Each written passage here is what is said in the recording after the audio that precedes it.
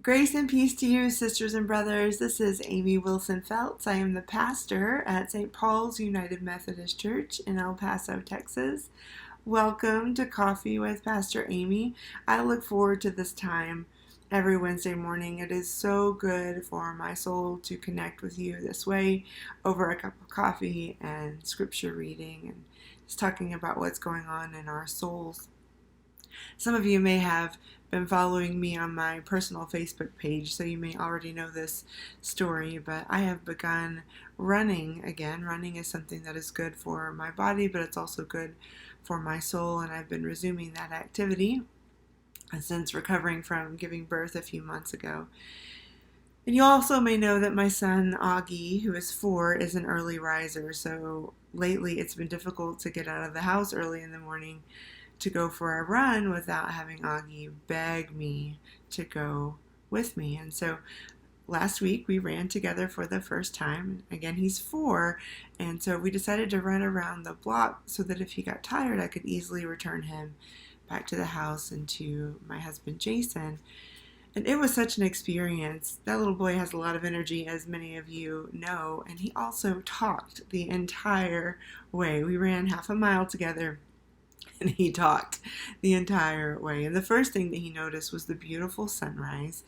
He said, "Mommy, look at the sky. It's so beautiful." And he started telling me all of the colors that he saw. And then he just kept talking the whole way, talking about the trees and talking about how fast he was and his shoes and if I could go faster and how we needed to be quiet because people were still sleeping in the neighborhood. And then we turned the corner to go back to our house, and he looked up at the sky and he said, "Mommy, the sun is still rising. The sun is still rising." And that thought was so encouraging to me. He was talking about that moment in the morning where the sun was still rising, bringing us that new day, the same new day that we have been enjoying for the past several minutes. But it also made me think about the fact that the sun is still rising day after day, and that may be one of the reasons that that metaphor of the sun rising can be found in our Bible in so many different places.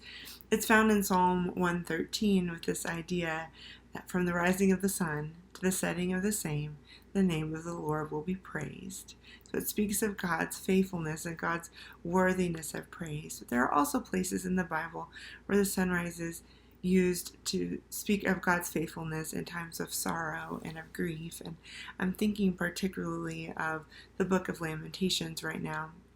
Now, Lamentations in the Old Testament is probably not your favorite bedside reading. It can be a difficult read, but it is important in the life of the people of Israel and in the lives of those of us who follow God now to remember this piece of history, because Lamentations was written to remember the fall of Jerusalem. It was written to help people navigate a time of great sorrow and suffering, and remembering that time of sorrow and suffering which took place in 586 before the Common Era.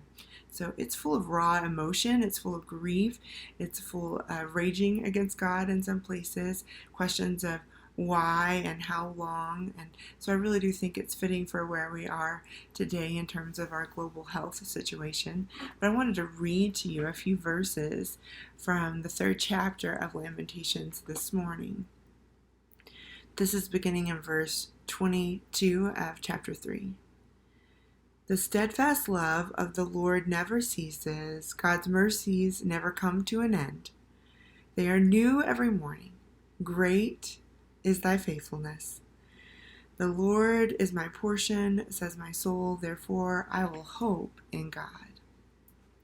Some translations talk about this a little bit differently. They talk about God's mercies being fresh as the morning and sure as the sunrise. God's mercies, God's faithfulness is as sure as the sunrise. And sisters and brothers, we know for many people right now the sun is not rising on earth because of loss of life for many reasons, including the pandemic. But for many of us, the sun is still rising, and for the world, the sun is still rising, and that is a sign to us every day that God is at work, even in these very difficult situations. And I do hope that that brings us some comfort, but I also hope that Lamentations reminds us that we can share our grief and our suffering and our pain in very raw ways, and God can hear that and remind us that God is with us. Laments in general are a tool to help people navigate suffering and sorrow and pain. And so it is okay for us to acknowledge if that's where we are. I'm feeling some of that. I'm feeling the weariness of the situation and the pain and the sorrow in heavier ways in the past few days and this week especially. And so I just want to acknowledge that and say that it's okay, that God can hold that. And if you're a member of the St. Paul's community, I know you have questions about when we might reopen for in-person worship and what that's going to look like. And I want you to know that your church leaders are thinking about that and processing options every day. We're listening to public health officials. We are listening to our church leaders. We're listening to our mayor, and we are certainly praying and discerning and listening to our God as well. And we're listening to you. I hope that you took time to take the survey and share your comfort levels. And please know that we're processing all of that. And we will definitely share information as it is available. But in the meantime, we will continue to connect and to worship and to serve in our mission field in ways that we can. And beautiful things are coming out of that. And so please know, wherever you are and whatever you're feeling right now, God can handle that, God can hold that, and your church leaders can hold that as well. We are not alone. We are with each other, and God's mercies are as fresh as the morning, as sure as the sunrise. So every time you see the sunrise, I hope you'll take a moment to thank God for God's faithfulness, even in the midst of our grief.